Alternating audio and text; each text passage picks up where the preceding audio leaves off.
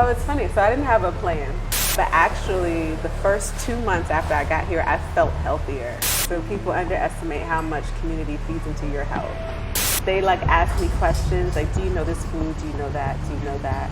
And they're like, yeah, you're not a real Ghanaian. So what do you think about Ghanaian men?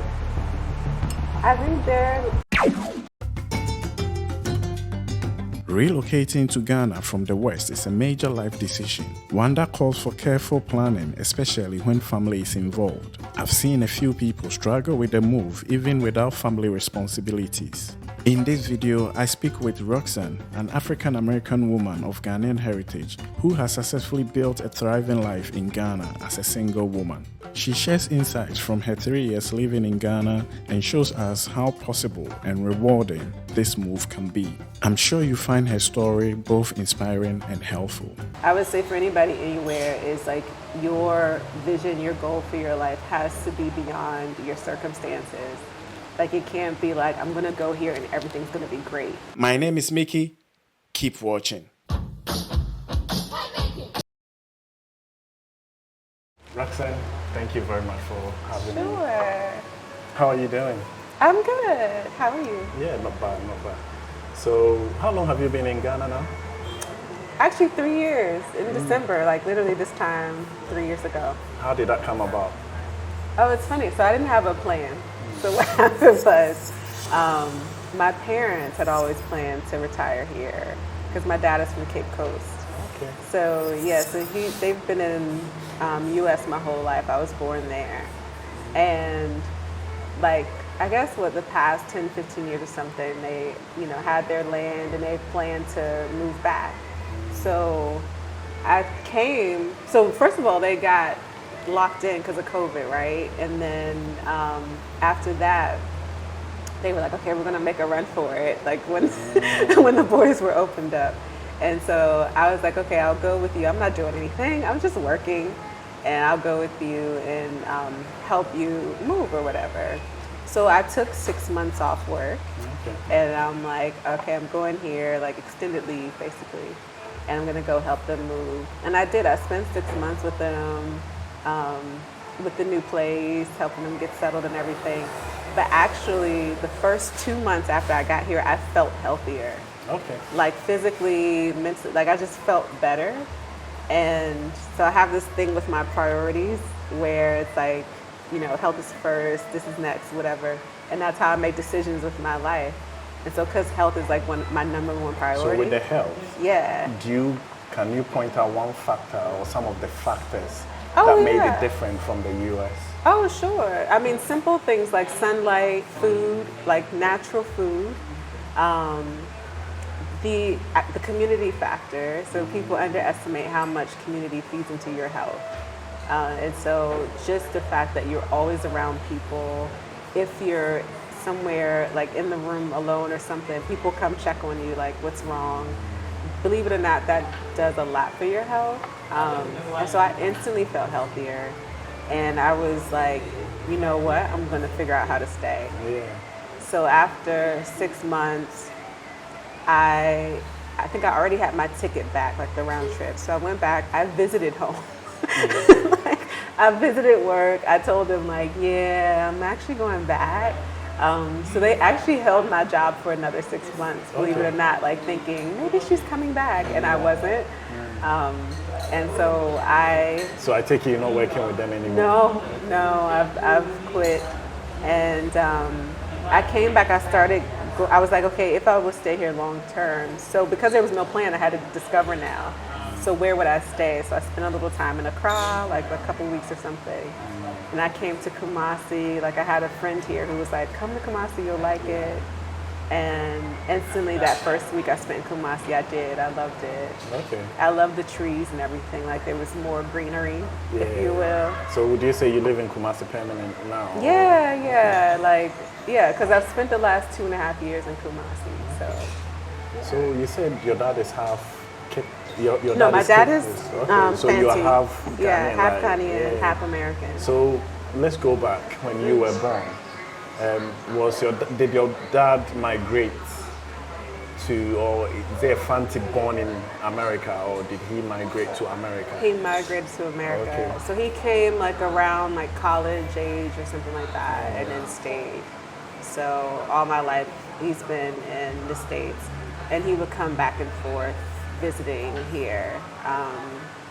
And then, you know, as they started building, he would come like every year. And then my mom started to come with him, and then they moved.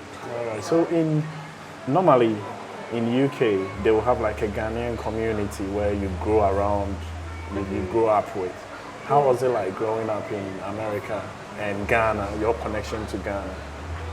Yeah, so it was interesting because as a child, I was very, very proud to be half Ghanaian. Because also, you know, in the States, we have this thing where we don't know, like a lot of Black Americans, we don't know where we come from, right? And so for me, it was like, oh, I'm half Ghanaian, and it's like somewhere I could pick out on the map. And so all of my early, like elementary school projects were on Ghana, whenever you had to pick a country. And then my dad would bring clothes that my aunt made. I would be so proud to wear them. And then, and you know, and my dad had, you know, they had their groups. We do have like the communities that would meet regularly and just like discuss different matters. I think even they did like a library and everything. Like they raised money and made a library here in Ghana and all that kind of stuff. So they had that. But then when I got into college, I was very excited because it was like, oh, they have African Student Association, and so I can really get into it. Because, you know, like in my area where we actually lived, we didn't have necessarily a strong, you know, Ghanaian or really African community. So I was like, oh, I'm going to join African Student Association. I go there like the first day, and they like ask me questions like, do you know this food? Do you know that? Do you know that? And they're like, yeah, you're not a real Ghanaian. I never went back. That was an insult. Very much. I never went back. I was like, oh, okay, so I'm not like 100% American. You know, like I'm not like a typical like African American, and I'm not a Ghanaian. You know, so it's like basically, so I don't belong anywhere in any, you know, and it's like a weird thing because it's not like a black and white, like people normally think, but actually it's like a weird thing to be like, actually you're not African. And but I know it's still a struggle, isn't it? It's still something going on with Afro-Americans because people will say, oh, Obroni, they'll call you Obroni. For us, it's actually just a foreigner. So you're not like white person.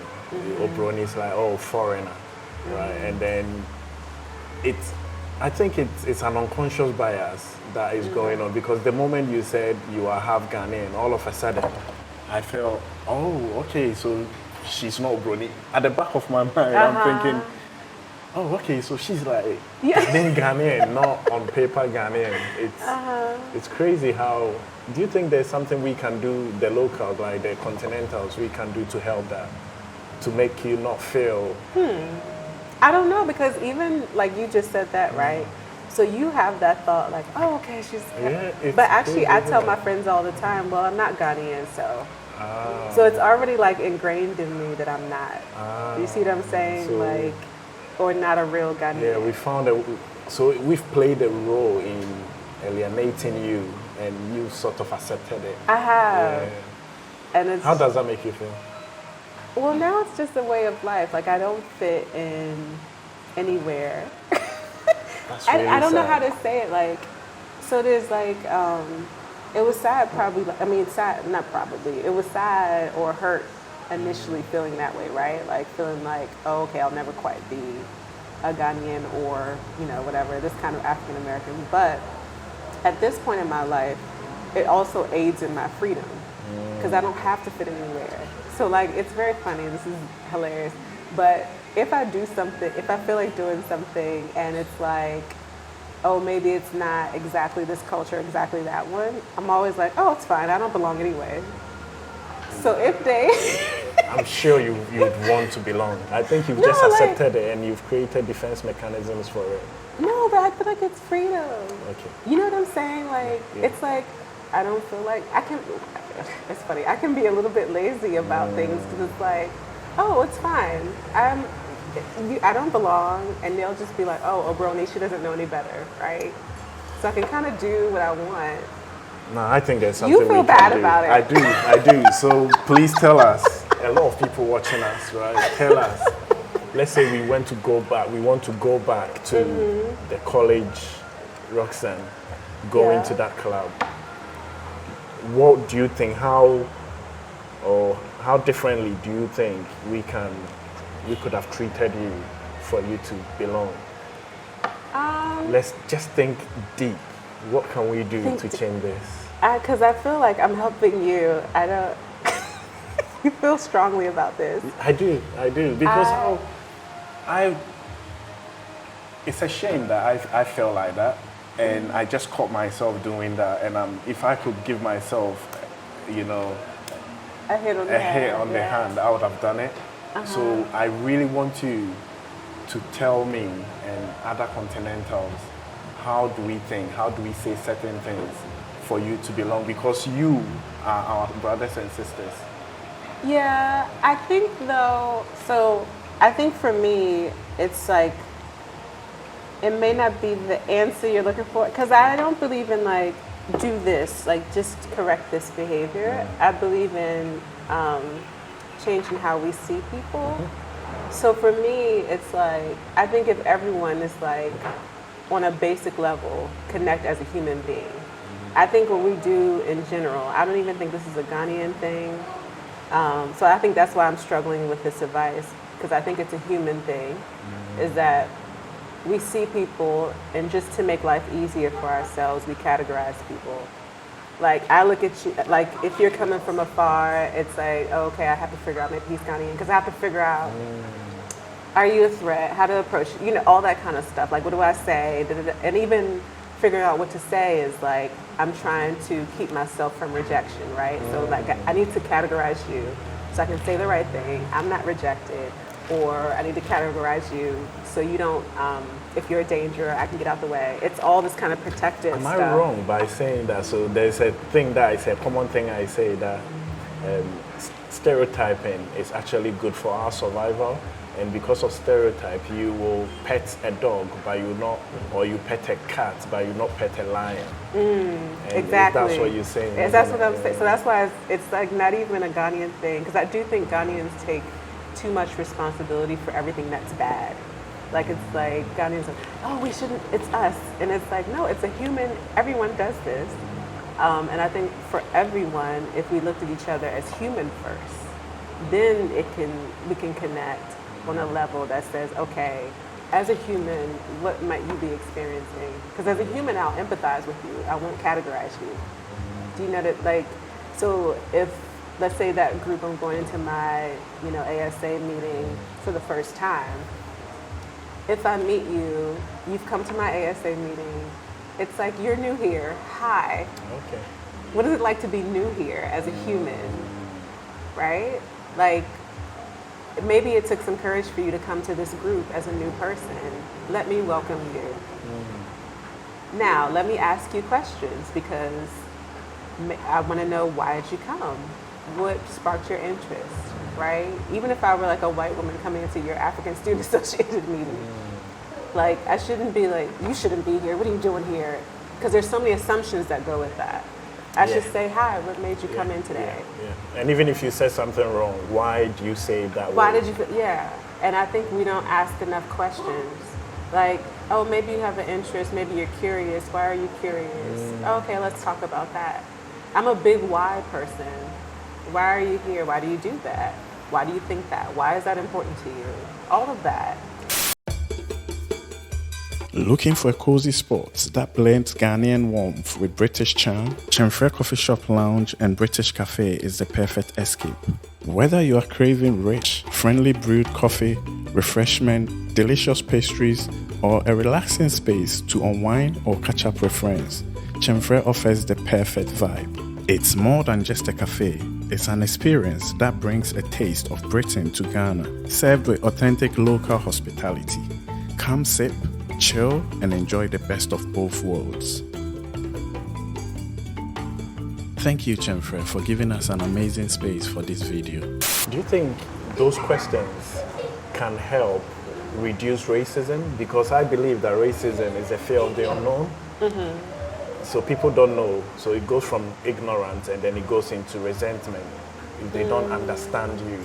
Do you think either us asking people questions or going to people and letting them know us helps curb racism? Because even in work, I will tell people why I do certain things, because when I was a young soldier, and they call it bollock, so you are like being chastised.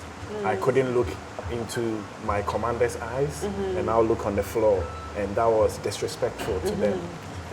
And not until I became a junior non-commissioned officer, that I got the guts to explain to them that no, it's not me, this is me being respectful to you, not me showing disrespect. Do you think, and since then they sort of, oh, okay, no, we get it. And then now I also tell them, Ghanaians are not confrontational, and they want soldiers to be confrontational. If you're not assertive, right? So I tell them all these things, and now it's making it easier for the younger Ghanaians coming in and the Africans coming in. Do you think that helps? I do think it helps. Yeah, I think the why always helps. And I think that a lot of times the systems are built on our ignorance, right? So even the socioeconomic disparities that we have going, they work because of our ignorance. They work because if I can keep you all separate, if I can keep you from asking each other questions and working together, then we can keep this whole thing going. I can feed you what I want, I can feed them what I want, and we can keep it going, right? And also I can feed you fear, that fear that you're talking about, the fear of the unknown. Actually, it doesn't even have to be fear of the unknown. Because you don't know, now I can feed you fear based on lies. Period. I can tell you anything. Believe. Yeah. Which, think about it, happened for years before the internet. We just believed whatever was in these other countries, what was shown to us on TV. Mainstream media. Yeah. Okay, so before we come back to your journey in Ghana, let's go back. So you do get a lot of Ghanaians and Africans that migrated to America earlier, and they are talking about how people used to laugh at them for coming from Africa. Is this something you ever experienced? Like, did you see it happening? 100%. And you know what? And I think that's what hurt me most, is I also was made fun of for being proud of my Ghanaian heritage, because I would wear my outfits like, oh, this is so, because I'm an artist myself, right? So, you know, Ghanaian colors, it's like you get an outfit, it's bright colored, it's like patterns, it's like perfect for the artist child or whatever, right? And so I was very proud of it, but get made fun of at school. So it like took guts to even be proud at school myself. To only get there, and now the Ghanaians are like, actually, say that, we don't accept after you going either. through all that. We actually don't accept you either. Sorry about that. So, yeah, that happened a lot. And there were a lot of sayings, and that's what I tell people. That was a time when we didn't have Black Panther. Yeah. You know what I'm saying? We didn't have the fad of Africanism. Like, the fad of like the African dressing. Yeah, well, the Maya was in there to let people know. Yeah, there was none of that. So yeah, people, again, that ignorance, people were judging each other based on what they showed on television. And they showed a lot of like old, outdated things or things that weren't relevant or right on television. And that's how we judged each other. So you've decided to move to Ghana. In your opinion, or from your experience, did you feel that you got into a holiday mood and then you came out to that holiday mood? Did you experience that? Because they feel some people come in and it's like holiday, oh, Ghana is lit. And then later they decide to stay for longer and they realize, oh, okay, maybe it's not all that. Did you ever experience that, or yours was just one feeling? No, I had a little bit of both, because coming, I didn't come like holiday, right? Like I didn't come like with my girlfriends like, oh, we're gonna go out to Ghana. I came with my parents moving. So I came like kind of with the mindset, like I'm working in a way, because, you know, moving is just work, no matter who you are, right? And then if you ever build in Ghana, you know that just dealing with artisans and like, you know, sorting out. So you were helping your parents build, you said? Oh. Well, I was helping them move, and part of the moving is like they were still finishing the building. So it's kind of like I'm helping, but also seeing how everything is going, like the frustration of certain things. So it's like alongside them, I'm like, oh, okay. Like, you know, we had a couple of days where it's like, oh, the water isn't working because the plumber has to fix this and blah, blah, blah, or whatever. Or we couldn't move in when I first got here too, like for a month or so. So it's like all of that. It wasn't like kind of holiday. It was just kind of like. So yours was like straight to life. Straight to Ghanaian life, like, figuring it out. And then, you know, even figuring it out with my parents too, right? Because my parents had gone back and forth, but also they're here permanently, right? So there's some things that we all have to figure out together. Are they still here? Here? Are they still in Ghana? Mm-hmm. Oh, right, okay. Yeah, so it was just, honestly, it was like, I think it was a good bonding experience for me and my parents, because it was the longest I spent with them as an adult, right? Like kind of staying with them. So I think it was one of those things that I wouldn't trade, because for us, we have a lot of funny things that have happened. They were frustrating at the time, but like we can joke about them now. And then I think probably my little short bit of holiday was when I was trying to decide where I wanted to stay. And so like when I went to Accra, I went to some art shows. And so that's when I started to get into like, what are the things I want to do? Because I knew if I'm staying, I would leave my job as well. So I wanted to explore. I was already coaching, so I do mindfulness coaching. And I was doing that part-time, but I also just wanted to explore. I like art, I love, you know, I sing, all these things. So that was my little bit holiday bit, like probably after that first 6 months when I was figuring out where I want to go after being with my parents. And then it just came back to, okay, I gotta figure it out. You know, like I gotta get to work. If I'm gonna do this, restart my life in a way, what do I wanna do? So yeah, I had to get focused. And then I got sick. You got sick? Wait, what? Last year I had typhoid fever and malaria, but they couldn't find the malaria that quickly. So I was literally 6 months sick, because once they found the malaria, like my iron was completely depleted. So, you know, like you can't really build your iron or whatever, or hemoglobin levels, like you can't build them up like that. It takes a couple of months for your blood to regenerate. So I actually was, I was 6 months kind of not working, recovering, that kind of thing, because it was rough. So, was there a point that you are like, oh my God, I can't do this, I want to go back? No. I was always like, I have to push through and figure it out. Like, because again, I'm very, like my priority list, so health was first. And so it's like, how do I take this thing that I have and I appreciate and then add to it? I always think of it that way, and not like, I don't know, I'm not much like right now I'm happy, it's hard, I'm not. And then maybe that comes from my parents. My parents aren't that way, like, oh, it's hard now. Okay. Like, it's like, no, like, what is your goal, right? And if this is still your goal, then let's go towards it. And so my goal is broader than moving to Ghana. My goal is a way of life. Like, how do I want to live my life? And so how I live my, like, honestly, I don't have this, like, I have to stay in Ghana. And it's not that, like, I have to stay in Ghana and make it work. My goal is, how do I want to live my entire life? So even if I move to, you know, I'm saying New Zealand because it's the last country I heard. But even if I happen to move there for some random reason, it's all still about the way I want to live my life. Yeah. Not every single piece being in this proper So fulfilling place. For you. Yeah. So it can be spontaneous. Like anything can happen. Yeah, if you but it's decide like to. this is the way I want to live with freedom. I want to live life with love and laughing and art. You know what I mean? Like those things, which can't be quantified with like materialistic things. Okay. So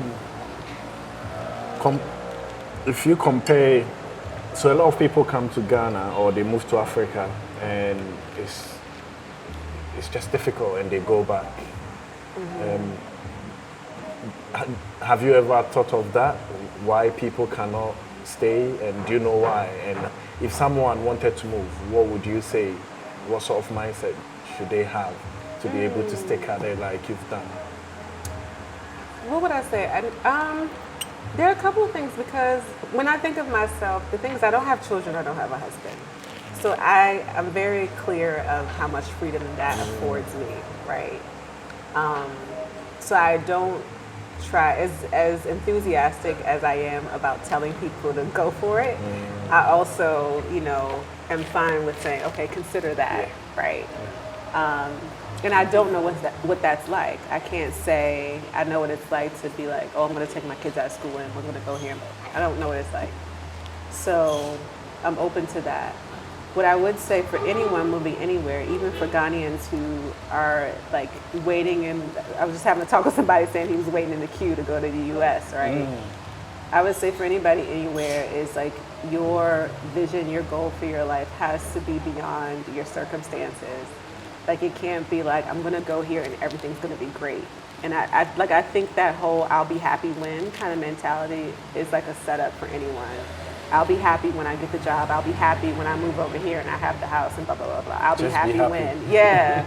So it's like, if you haven't figured out how to be happy where you are, I think, and unless you're like in an abusive situation or something like that, like I think the struggle may continue, because the thing, it's not always the thing. Sometimes it's how you see the thing. Yeah. So. Oh, okay. You said you're single. Well, you don't have a husband. Have you tried dating in Ghana? Yes. Yeah. I have. Well, so have you tried dating Ghanaians? Oh yeah. So what do you think about Ghanaian men? I think they're like men. I think men are like men. The same everywhere. Oh, okay. I think like it's different packaging, but it's like men are men. Okay. And I don't know. I'll try to stay away also from like generalizing as well, because I think it's helpful to deal with like an individual on an individual basis. Yeah, and I think so, it makes dating harder when you start saying, well, men are like, and but I just think I have this saying that just everybody's human. Because that's one thing I've found just traveling, is that even though people speak different languages and all that kind of stuff, at the end of the day, we still kind of need the same thing. It ends up, if you really drill down to what's going on in a situation, when you're talking with somebody or in a relationship, it just is always the same things. Like fear, love, ego, it's all there for all of us, and just showing up in different ways. And so I find the same with men. It hasn't been like horrible. I really appreciate the relationships I've had here, and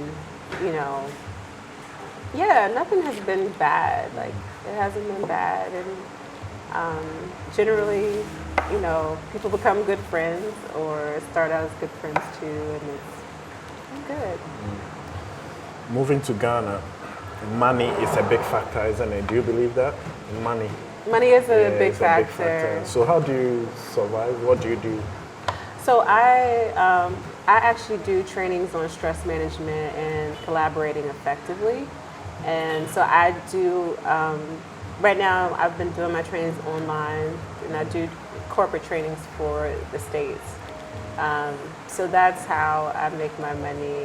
Okay. I'm trying to work my way into some of the Ghanaian market with that, but I just haven't yet gotten any kind of consistent work here. But So my focus has been the U.S. still.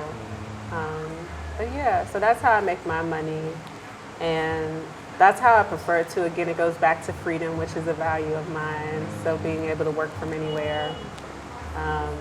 And I like what I do. I like doing workshops and things. You probably have said something around that line, but I'm stressed. If I'm stressed, right, and I've come to you and I say I'm stressed, what would be some of the tips you'll give me? I would tell you we talk about what you're stressed about. So that's my thing, like, give me your full story of what's stressing you. And then we talk about the meaning behind your story, right? So if you're stressed about work, what is it about work? And then what are you telling yourself about work? Because the stress really comes from the meaning that we're giving things. Okay. Right, so like I said, we were talking about earlier, the protecting yourself, right? Like if I don't know, the ignorance, right? And so that's what we're doing all the time, is our brain is doing all the time, is trying to protect us. So it'll try to calculate, okay, he did this, what does that mean? So if I'm at work, okay, I have a lot of work, if I don't do it, then I'm gonna get fired. So I walk with people down, oh, okay, why is that stressful? Why does that mean so much to you, right? Oh, because if I don't get it done, I'm getting in trouble with my boss. Oh, if you get in trouble with your boss, what happens? If I get in trouble, oh, they're gonna fire me. Oh, they're gonna fire you, then what happens? Oh, then I can't support my family. Like, so we have these kind of trails that go in our brain that cause us to be more anxious about something than we need to be. And so when I talk with people, it's like, oh, so are you the highest performing person at your job? Yeah. Oh, so your boss is gonna fire you, the highest performing person at your job, if you don't do this one thing, or if you don't set boundaries around your work. And they're like, oh, actually no, he wouldn't fire. Yeah, okay, so let's talk about why you can't talk to your boss about boundaries. You see what I mean? Like, it's like we set up whole scenarios in our minds that add to our stress. So, finally, walking around Ghana, have you spotted any ideas, like for money, things people can do to be able to get money to sustain themselves in Ghana or in Africa? Have you found anything, or do you have some tips that you can give people when they come to Ghana on how they can sustain themselves financially? Yeah, I think one of my tips would be, so I think consulting is one that, just because people often here do want to know how people outside do either work, whatever they do. So I think consulting is a kind of an easy way to get your foot in the door with whatever your profession may be. But also, I think that my advice to anybody would be also to focus. I think there is this tendency where you, and I've been through it too, where you kind of feel like you're flailing, like I'm here, I must survive, I have to, and so you kind of feel like you're grabbing at everything. But one thing I feel about Ghana is, because it is so community driven, it's very easy to create a reputation here, whether good or bad. And so sometimes in our flailing, we want to try to do everything. And so then it's not quite clear what you're known for, what you're good at. And not that you have to do exactly one thing, but it's just like even if you're starting some sort of consistency, because that's what's missing in a lot of businesses, right? So like, just because you don't make the money right away, can you stick with it for a bit to build the business out? Does that make sense? Very true, Yeah, so not pigeonholing you into you can't do it, but sometimes I feel like there's you feel tempted to be like, okay, I tried this. Okay, they didn't buy that. Okay, let me go. And it's because like that feeling, and maybe I had this feeling because I didn't have a plan necessarily to come. So if you have time, I would definitely recommend first having a plan. But if you don't, like me or whatever, there's this temptation to try everything. And it's like, I think one, you exhaust your own energy trying to do that. And then two, before things can catch on, you've already changed. Yes. So like, a lot of things are word of mouth here, right? It's not like, states or whatever where everything's on the internet and you go find it. So you don't give people a chance to find you and to get used to. So like this week, I may tell my friend, oh, you know that place, they're open, you know, they're there every day until like 8 p.m. and da-da-da, you can go. And now you've decided, oh, no one comes, so let me close. And then they've started coming the next week. It's true. It's true. So yeah, consistency, I would say. Very true. Because so I could move right now. I could move right now, but the next 4 years will give me something that I'll be happy to feed my family with, so that I can stick at something and not for the money, just waiting for the fire to start burning. Yeah. So it's really true. Yeah. But that's the thing. Once the fire, there is like a flicker here. That's the one thing I'll say about Ghana. It can catch on like wildfire, like much more quickly than outside. Because it's just like when people feel like it's good, it's just good, and they'll go for it. So if you can stick it out and be consistent until it catches on, I really feel like it just bursts. Thank you very much for that. Yeah. You just reaffirmed my decision, a stamp of approval. No, thank you. So how do people find you if they want to use your services, and what can they get? Sure. So they can actually go to everybody'shuman.com, and it's regular everybody's with an S and human.com, and you'll get all my links there to social and my website and everything. I do offer one-on-one coaching as well, and like I said, I offer corporate trainings on stress management and also how to collaborate better as a team. So yeah, they can find me there, everybody'shuman.com, and that's the easiest way to get me. Thank you very much. Unless you've got something else that you want to say. I don't. Thank you for having me. This was a nice conversation. No, thank you for doing this. Yeah. From what I'm looking, you maybe it's because you said that you don't have a husband, you don't have kids. So, but I feel like go-getter, and if you put your mind to something, you go for it. And even that tells from the way you were talking about consistency. So yeah, it's really good that you have that. I could read that, and I think that's perfect for you in Ghana. So yeah, you do really well in Ghana. So thank you very much. Thank you. And who knows, maybe the next few years you'll probably be in another country. I can see that in you as well. Yeah. So yeah, if I come next time and you are not here, I won't be surprised either. Aww. Yeah, no, thank you. Thank you.